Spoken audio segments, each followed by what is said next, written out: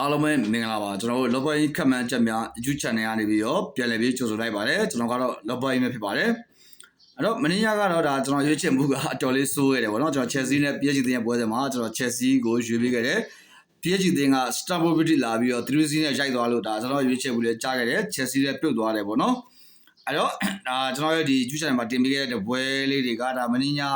လည်းကြားရဲတနေ့ညလည်းကြားရဲပေါ့နော်ဒါနှစ်ညစတိုက်ဒါအစင်မပြေဖြစ်တဲ့အတွက်ကြောင့်မလို့ကျွန်တော်ပို့ပြီးစိတ်မကောင်းပါဘူးအဲ့ဒီနေ့ညမှာတော့ကျွန်တော်ကတပွဲကိုအကောင်းဆုံးရွေးချယ်ချင်းကပ်ပြီးတော့တင်ဆက်ပေးထားမှာဖြစ်လို့စိတ်ဝင်စားတဲ့မိတ်ဆွေများအနေနဲ့ဒီဗီဒီယိုလေးကိုအဆုံးထိကြည့်ရှုပေးဖို့ကျွန်တော်ကဖိတ်ခေါ်ခဲ့ပါတယ်အဲ့တော့ဒီနေ့ညအတွက်ရွေးချယ်မှုလေးမစတင်ခင်မှာဒါမနေ့ညဆိုရင်ဒါကျွန်တော်ဒီ VIP 1ရောင်းပွဲကလည်းကြာပါတယ်ဘယ်ပွဲလဲဆိုရင်ကျွန်တော်မနေ့က VIP 1ကို Sporting Lisbon နဲ့ Sporting တင်ပွဲစဉ်မှာကျွန်တော်ကိုပေါင်းအပေါ်ရွေးပေးခဲ့တယ်မိနစ်90အတွင်းမှာ3-0နဲ့ပြီးခဲ့လို့ကျွန်တော်ရဲ့ VIP 1ကမနေ့ညမှာပြန်ပြီးကျခဲ့ပါတယ်အဲ့တော့ကျွန်တော်တောက်ကြစနေနေ့တင်လာအင်္ဂါမှာဆိုရင်ကျွန်တော်တောက်ကြရေးတင်ည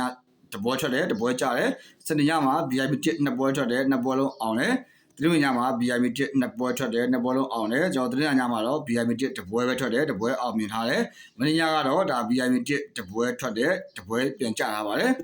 အဲ့တော့ဒီညမှာလည်းဒါဘော်လဝင်းကြီးဥရောပချန်ပီယံလိစတောက်တင်စစ်၄ပွဲရှိပါတယ်ဒီ၄ပွဲကနေပြီးတော့ VIP 1တပွဲ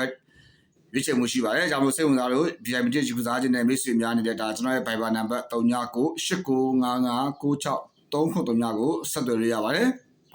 ဟုတ်ကဲ့ဒီနေ့ဒီဗီဒီယိုလေးမှာကျွန်တော်ခံမှန်းပေးသွားတဲ့ပွဲစဉ်လေးကကျွန်တော်တို့လီဗာပူးနဲ့ဂလာစီးရဲ့ပွဲစဉ်ဖြစ်ပါတယ်။ဒီပွဲစဉ်မှာကျွန်တော်ရဲ့အကြိုက်ကတော့ goal over ကိုကြိုက်ပါတယ်။ goal ပေါင်းအပေါ်ကိုကြိုက်ပါတယ်။ဘာကြောင့်လဲဆိုရင်ဂလာစီးက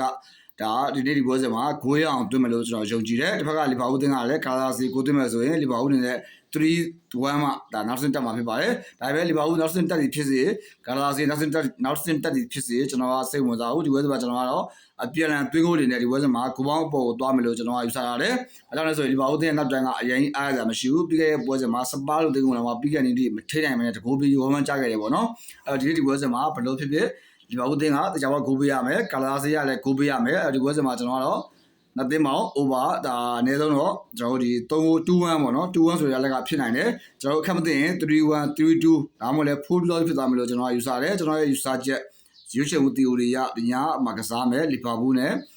ဂလာစီရဲ့တင်းရဲ့ပွဲစဉ်မှာကျွန်တော်ဂိုးပေါင်းအပေါ်ကိုကြိုက်ပါတယ်လက်ရှိဂိုးပေါင်းကြီးကတော့ကျွန်တော်တို့